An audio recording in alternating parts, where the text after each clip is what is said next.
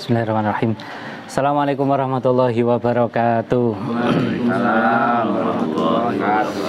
Alhamdulillahirabbil alamin. Pada kesempatan malam hari ini kita masih dipertemukan oleh Allah dalam rangka untuk mengisi kegiatan kita, yakni mempelajari tentang ilmu nahwu. Nah, dalam pembahasan kali ini kita membahas tentang yang namanya kalam. Kalam dalam bahasa Arab.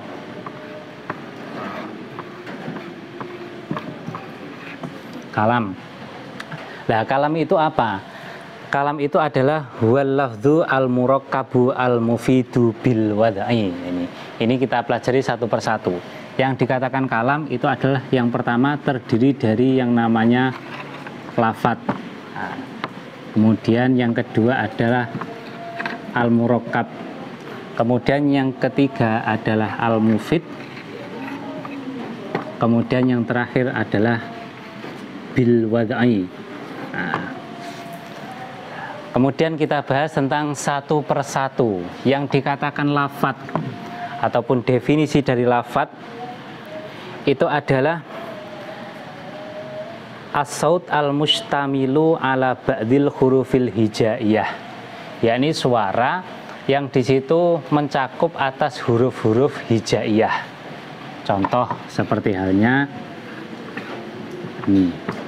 zaidun. Nah, ini kan suara zaidun, suara yang suara tersebut itu mencakup atas huruf-huruf hijaiyah, yakni terdiri dari zai, kemudian ya dan dal. Ini berarti contoh lagi semisal Umar. Nah, ini berarti kan suara yang terdiri ataupun tersusun atas beberapa huruf hijaiyah. Di sini ada ain, ada mim, dan ada ro. Umar. Berarti intinya yang dikatakan lafadz adalah suara yang di situ mencakup atas huruf-huruf hijaiyah. Itu adalah lafadz. Berarti nanti akan mengecualikan apa? Mengecualikan satu itu bukan suara, walaupun toh di situ memberikan sebuah faidah. Itu. Contohnya seperti halnya sautit tibel, suara gendang. Gendang itu kan mempunyai suara gitar, suara seruling, suara-suara. Tapi di situ ketika kita dengarkan, walaupun toh berfaedah, tapi di situ tidak mencakup atas huruf-huruf hijaiyah. Ataupun contoh lagi, suatu perkara yang tidak memiliki suara, tapi di situ memberikan faedah. Nah, contohnya nanti di lafadz mufid lah. Intinya di sini saja. Lafadz adalah suara yang di situ mencakup atas huruf-huruf hijaiyah. Nanti akan mengecualikan suara yang tidak mencakup atas huruf-huruf hijaiyah ataupun suara yang tidak tersusun dari huruf-huruf hijaiyah. Seperti halnya suara kendang, suara seruling, dan lain-lain. Kemudian bagian yang kedua itu adalah al-murakkab. Murakkab itu adalah ma turukiba min kalimataini fa'aksaro, yaitu suatu kalimat yang tersusun dari dua kata, dua kalimat ataupun lebih. Contohnya gini, saya buat dua contoh.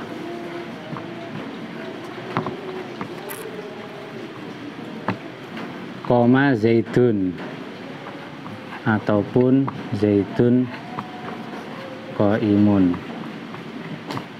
Ini terdiri dari dua kalimat. Ini satu yang pertama, kemudian yang kedua. Koma, wis ngadeg sopo zaidun zaid. Zaid sudah berdiri. Ataupun kita contohkan yang lain, itu adalah zaidun qaimun. Zaidun utai zaid iku qaimun wong kang ngadeg. Zaid sedang berdiri. Nah, ini adalah dua contoh kalimat yang tersusun dari, ini namanya fi'il, ini fa'il, ataupun istilahnya adalah ini sebagai predikatnya, kemudian ini adalah subjeknya. Ini berarti ada predikat, ada subjek, ada fi'il, ada fa'il. Koma wis ngadeg sapa zaidun zaid, zaid sudah berdiri. Zaidun qaimun, zaid adalah orang yang berdiri. Ini tersusun. Kemudian yang ketiga itu adalah al-mufidu, lafadz-lafadz yang memberikan sebuah faedah. Nah, Faidah dalam artian bagaimana? Faidah dalam artian ma'afada faidatan yahsunus sukut minal mutakallim wasami alaiha. Yakni suatu kalimat yang memberikan faidah secara sampurna. Dalam artian sekira antara orang yang berbicara ataupun orang yang mendengarkan itu nanti tidak timbul pertanyaan lain. Contoh gini, jika saya nanti bisa terbang ataupun jika nanti saya naik kelas, pasti akan timbul pertanyaan, loh nyapa naik kelas? Emang naik kelas engko terus harap syukuran, arep mayoran. Lah kan masih ada timbul pertanyaan. Ataupun istilahnya ketika ada fiil syarat ataupun syarat pasti nanti ada jawabnya. Jadi nanti akan mengecualikan suatu perkara ataupun kalimat yang di sini tersusun dari jumlah syartiyah. In koma zaidun. Nah ini. In koma lamun ngadeg sapa zaidun zaid. Ketika nanti zaid berdiri, pasti jenengan masih akan timbul pertanyaan. Ketika nanti zaid berdiri mau apa? In koma zaidun. Ketika zaid berdiri, pasti nanti akan membutuhkan sebuah kalimat lain. Ketika zaid berdiri, maka nanti semisal kumtu, maka juga saya akan berdiri. Nah, ini. Jadi ini ketika ada kalimat yang memberikan faedah secara sampurna, berarti nanti akan mengecualikan kalimat-kalimat yang memberikan faedah tapi faedahnya ini belum tam, belum sampurna, masih membutuhkan kalimat lain. Seandainya ataupun ketika ataupun kalimat-kalimat yang lain.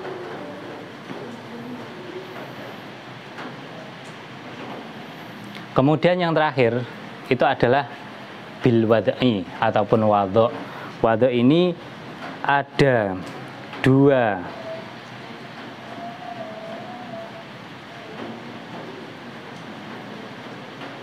sebentar nggih. Mufid juga nanti akan mengecualikan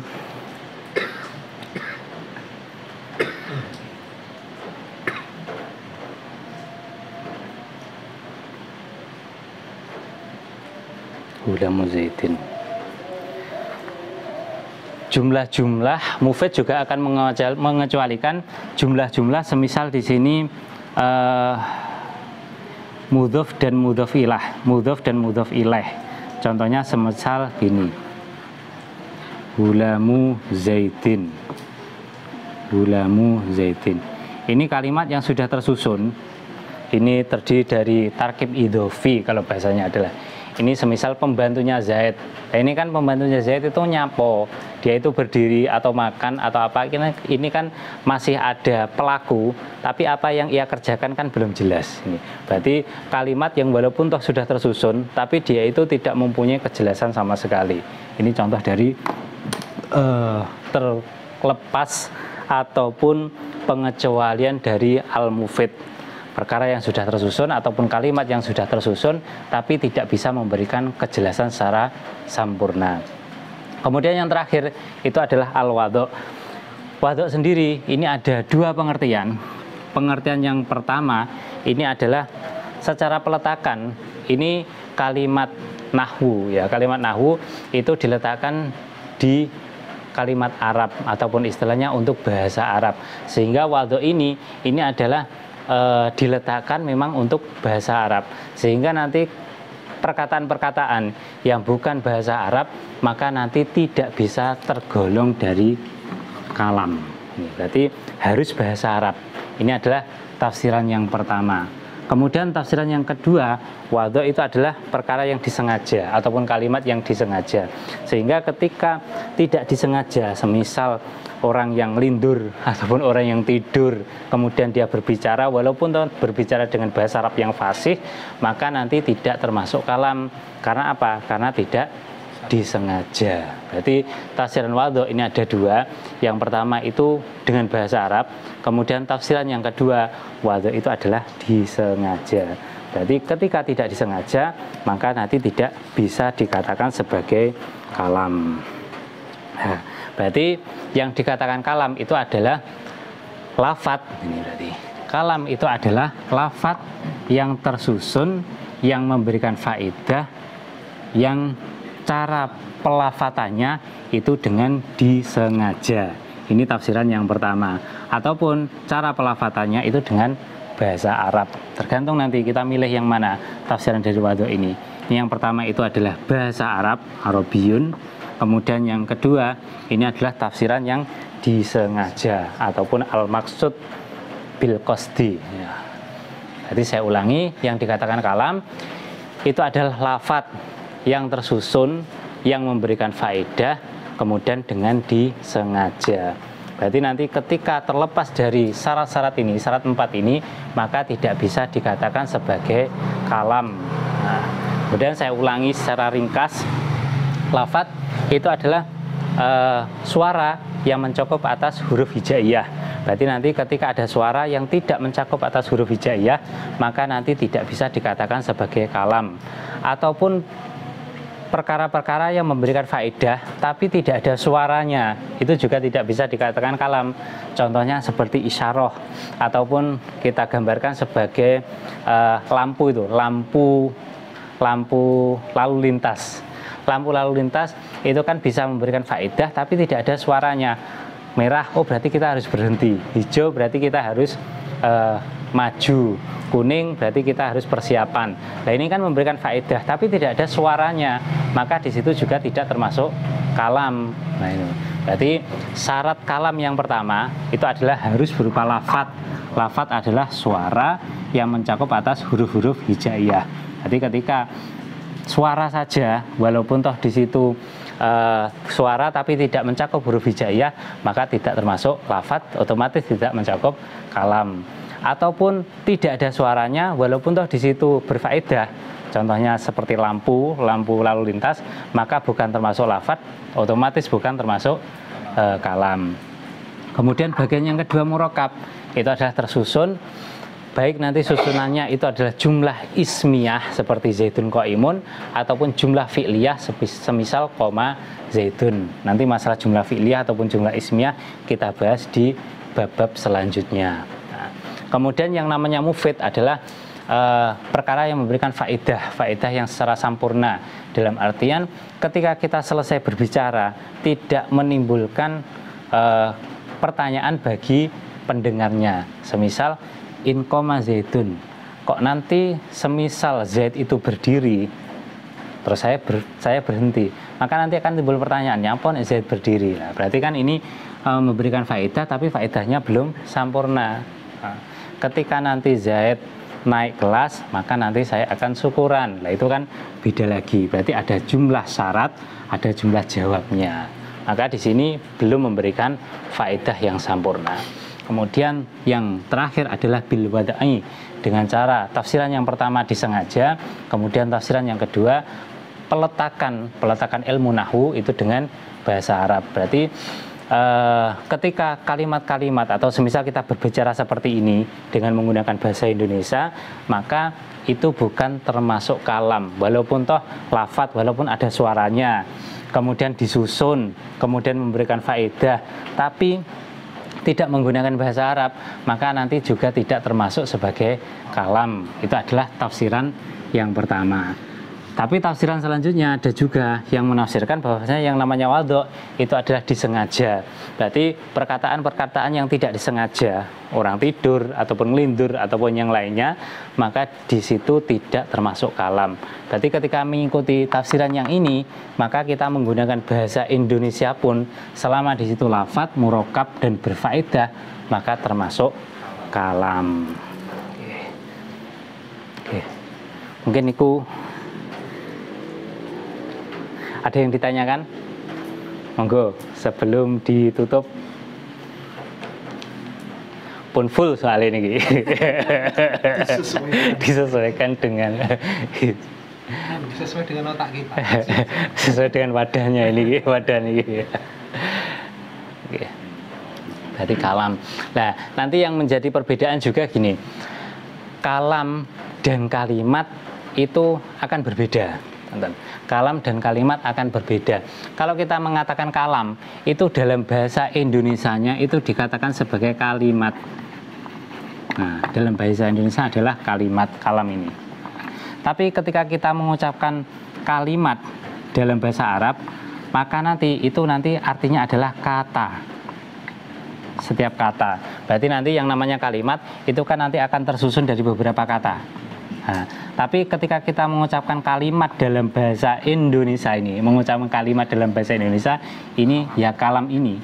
Tapi ketika kita mengucapkan kalimat dalam bahasa Arab, maka nanti artinya adalah kata. Berarti nanti kalam ataupun kalimat itu nanti pasti akan tersusun dari beberapa kata. Nah, berarti kalau kita memakai bahasa Arab, kalam nanti akan tersusun dari beberapa kalimat. Nah, kalau kita memakai bahasa Indonesia, kalimat nanti akan tersusun dari beberapa kata. Nah, ini harus dibedakan.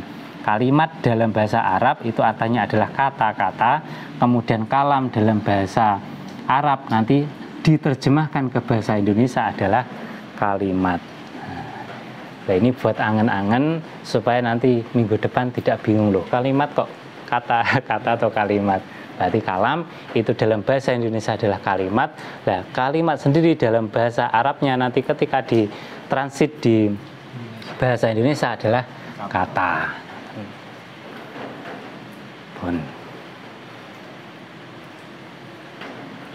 Pun. Oke, mungkin cukup niki mawon. Mugi-mugi saged difahami manfaati. Al-Fatihah.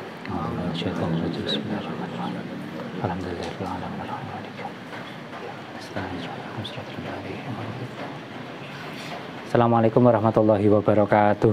Waalaikumsalam warahmatullahi wabarakatuh.